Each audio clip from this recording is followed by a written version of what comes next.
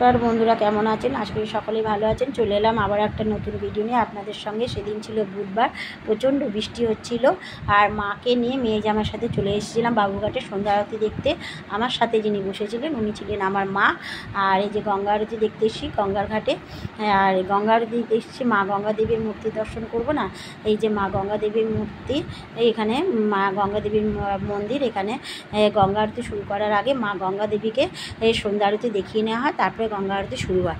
যাই হোক, গঙ্গা আরতি শুরু হওয়ার আগে বৃষ্টিটা কমে গেছিলো, ভয় লাগছিলো যে সন্ধ্যা গঙ্গা আরতিটা কী করে হবে, বৃষ্টি পড়ছে, ছাতা মাথা দিয়ে দেখতে লাগবে কি না। যাই হোক, বৃষ্টিটা ঠিক কমে গেছে, মায়ের কিছু মহিমা আছে তো নিশ্চয়ই, তাই বৃষ্টিটা আগেই সন্ধ্যা আরতি শুরু হওয়ার আগে বৃষ্টিটা কমে গেছে। আর এখানে গঙ্গা আরতিও শুরু হয়ে গেছে।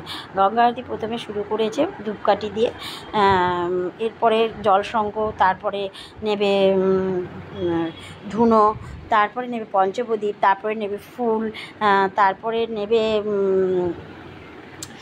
কর্পূরদানি। এরকমভাবে একে একে একটা একটা করে গঙ্গা আরতি চলবেই সন্ধ্যে 7টা অবধি। যাই হোক, গঙ্গা আরতিটা দেখেছি। আর দেখো, গঙ্গা বাবুঘাটটা হচ্ছে একদম ট্রেন যায় যে তার পাশে, সামনে দিয়ে দেখতে পাচ্ছ ট্রেন যাচ্ছে। আমি আর কি ভালো করে বলবো, সবাই কেন, অনেকেই গেছে এরকম দেখতে।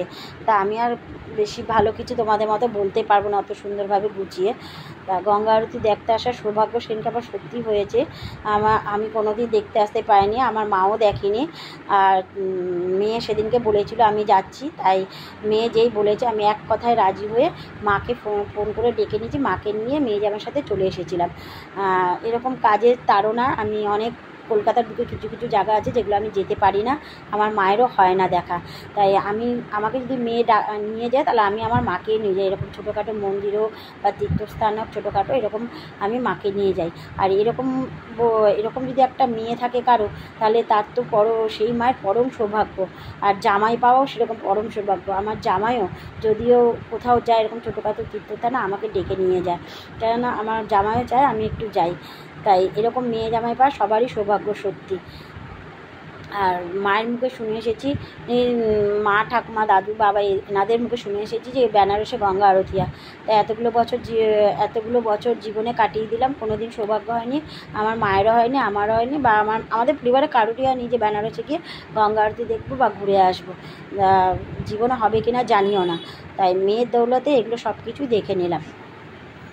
আমি আশা করবো এরকম যেন সবাই প্রত্যেকের ঘরেই থাকে একটা করে মেয়ে জামাই।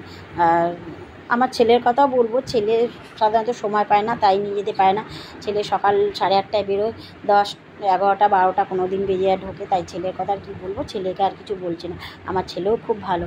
যাই হোক, এরকম অনেকেই আছে সত্যি কথা বলতে, কাজের তাড়নার চোটে বা সময়ের অভাবে অনেকেই এরকম ছোটোখাটো জায়গা আছে যেতে পারে না বা যাওয়ার সময় হয় না, তাই দেখতেও পারে না।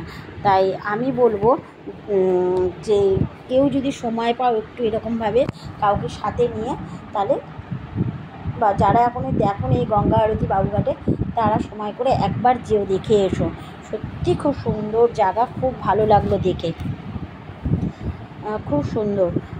যাই হোক, আর আমি যেতে পারি না একটাই কারণ, আমি সংসারে কাজের সাথে সাথে আমার একটা বিজনেস আছে, যেটা ছোট্টখাটো বিজনেস আমি ঘরে করি। তোমাদেরকে অনেকবার ভিডিওতে দেখিয়েছি বা বলেছি, বিজনেসটা দেখাইনি, বলেছি যে আমি বাড়িতে ছোটোখাটো একটা বিজনেস করি, ব্যবসা করি। সেটার পেছনে আমাকে অনেক সময় দিতে লাগে, তাই আমি যেতে পারি না। আর যাওয়ারও কেউ থাকে না, তাই যেতে পারি না। তাই এই মেয়ে জামাই ছিল বলে মেয়ে জামাই দৌলতে অনেক কিছু জায়গা হয়তো দেখার সৌভাগ্য হবে বা দেখতে পাবো। তাই আপনাদেরকেও আমি বলছি, যারা এখনও অনেক এরকম বাবুঘাট বলো বা অনেক কিছু ছোটোখাটো তীর্থস্থান আছে এখনও যাওয়া হয়নি বা যেতে পারিনি, তা আমার সাথে এরকম আপনারা থাকবেন, পাশে থাকবেন, ভালোবাসা দেবেন, অনেক অনেক সাপোর্ট করবেন। আমার যদি যাওয়ার সৌভাগ্য হয়, আপনাদেরকেও আমি এরকম ভিডিও করে নিয়ে এসে দেখাবো। যাই হোক, সেদিনকে গঙ্গা আরতি দেখে চলে এসেছিলাম সোজা শম্ভুনাথে। শ্রাবণ মাসে প্রথম 1 তারিখ ছিল। শম্ভুনাথে এসে আমার মেয়ে বললো, মা চলো আজকে পুজো দেবো, আজ নাহলে আবার এই মাসে আর বেরোতে পারবো না, শ্রাবণ মাসে। এসে শম্ভুনাথে সুন্দরভাবে দর্শনও করেছি, পুজোও দিয়েছি, আর সন্ধ্যা আরতিও করতে পেরেছি। বাকি যে দেবতাদের মন্দির বা ঠাকুরদের ভগবানদের মন্দির ছিল, সেগুলো সুন্দরভাবে দর্শন করতে পেরেছি। তার মধ্যে এই মায়ের মূর্তিটা আমাকে সত্যি সত্যি খুব সুন্দর লেগেছে, মন ভরে গেছে দেখে। তোমাদের কেমন লেগেছে তোমরা বলো, আমার পাশে থেকো। এখানে ভিডিওটা শেষ করছি। সবাই ভালো থেকো, সুস্থ থেকো।